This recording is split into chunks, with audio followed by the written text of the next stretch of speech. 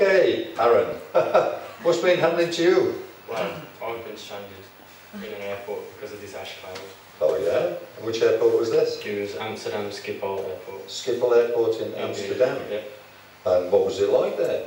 It was quite boring. Yeah? Spent a lot of time there, so I know it quite well now. Yeah? But I've done it now, so. You've done it. How many days were you there? I was there 6 days. 6 days in Amsterdam Airport. 144 hours. Push the beach plus counted the hours at 144 hours. Push you'd have a lot of lovely food, wouldn't you? Oh, well, you'd think so, but I had bread and water to start with. And then I treated myself to McDonald's. But it was twice as expensive as it should have been. Yeah, sure. But, you know, I had to do it. We all know what the euro's like. Don't vote for anybody who's going to get us into the euro, I'll tell you. And I suppose they brought in big divan beds for you, didn't they? Well, the Red Cross, I think, came in. Yeah. The Scandinavian Red Cross. Yeah. And they gave out these stretcher beds. But there were probably tens of thousands of them. Yeah. Row next to each other, right next to each other. Right. And it didn't look too healthy, so I didn't sleep there. So where did you sleep? I slept wherever I could find, on chairs. Chairs. Or whatever. Okay. But one night I was there, I saw a few mice on the floor, so I didn't fancy sleeping there anymore. Well, why were the mice? Mice? Well, mice. Mice. Because it was deserted, no one was there, so Yeah. they came out. Yeah. Yeah, and they were quite a lot. Squeaking. I do have to know that they used to keep feral cats at Amsterdam Airport, which were a nuisance, so they got rid of the feral cats, and then the vermin came in. Better to keep the nuisance than to try and get rid of it. Okay, so did you manage to contact home and like? I did, but I could only speak to my mum for 2 or 3 minutes at a time because I had to pay for them. Right, okay. I didn't usually have that much change. So. Well, where was your mobile phone? The battery died. And where was the charger? It was in my suitcase. And where was your suitcase? My suitcase is a whole different story. It took 2 days to even realise I could get my suitcase, and then it took 24 hours for my suitcase to be found, which by that time I went to collect it and they'd already put it back in the basement, so I didn't get to see my suitcase. And then yesterday, someone turned up from the airport and said, "Oh, I've got your suitcase." I was like, "Oh, brilliant." It was the wrong suitcase. So I still don't have my suitcase. So when you phoned Mum, Yeah. what did Mum say to you? Well, she's just trying to be supportive, really, trying to tell me that it's okay, we're coming on Wednesday. So this was, the first I heard it was probably by Saturday that they were coming out to get me. Well, I've got to tell you, because you see, Mum was supporting you, but she phoned me and she said, "What?"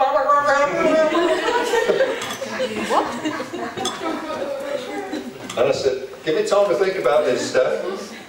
And then I found out some things that happened, like a friend of mine is stranded in Orlando and he can't get back till the end of this month. So I phoned Steph back and I said, "Steph, this may be a bit more serious than what it seems." I said, "I'm really tied up right now, but if you can book me on a ship, on a ferry out there, I'm going out too." And she said, "Well, if you're going out, I'm going out. I'm his mum." So I said, "Okay, that's it." So she got me booked on a ship. And then we turned up at Schiphol Airport. Wednesday morning. 12 o'clock. Yeah. How did you feel when we walked through? I saw, John, just put a slide up there. Watch this, folks.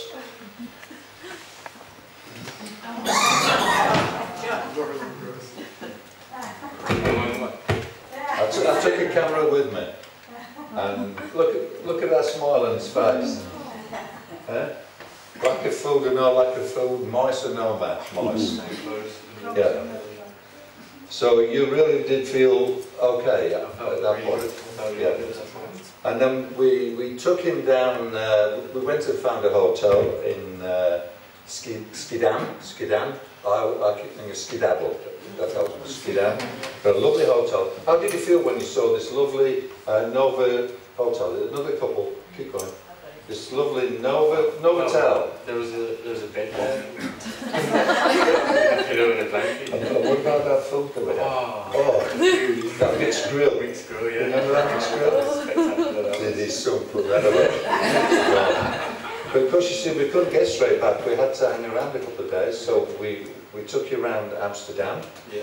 went on a boat ride, We did. went on some trams, Mm-hmm. and had some lovely pancakes, didn't you? Oh, yeah. So that kind of made up a little bit. Oh, yeah.